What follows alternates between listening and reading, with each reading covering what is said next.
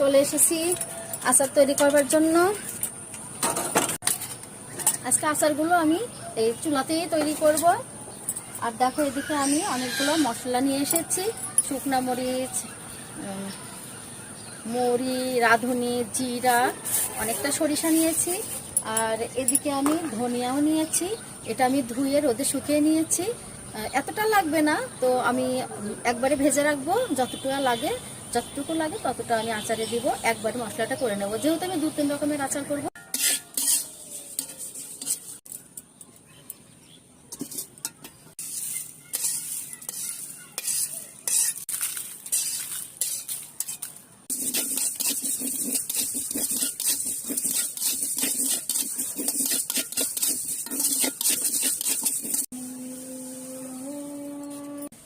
তো বন্ধুরা দেখো, আমি কিন্তু 2 রকমের আচার করব আজকে। এটা হবে টক আচার, দেখো এটা আমি ছোট ছোট পিস করে নিয়েছি। আর এটা হবে টক ঝাল মিষ্টি, এটা আমি একটু লম্বা লম্বা করে কেটে নিয়েছি। এখন তেলে ভেজে নেব।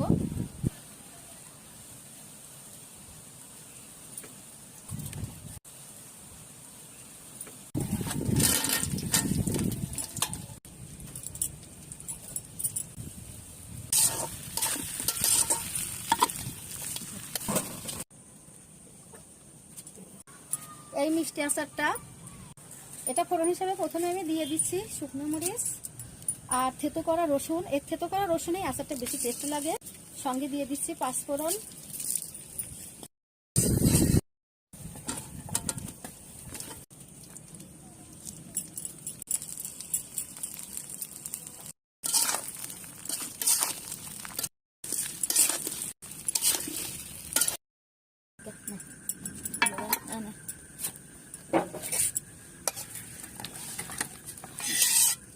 বন্ধুরা দেখো, আমার 2 রকমের আম আমি কষিয়ে নিয়েছি।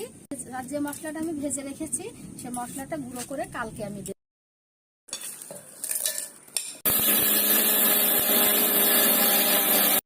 তো বন্ধুরা দেখো, কালকে আমি যে মশলাগুলো ভেজে নিয়েছিলাম সেগুলো মিক্সিংয়ে আমি গুঁড়ো করে নিয়েছি।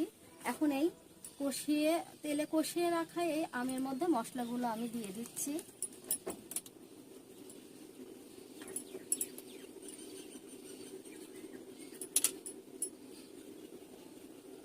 বন্ধুরা, আচারে মশলাগুলো দেওয়া হয়ে গিয়েছে।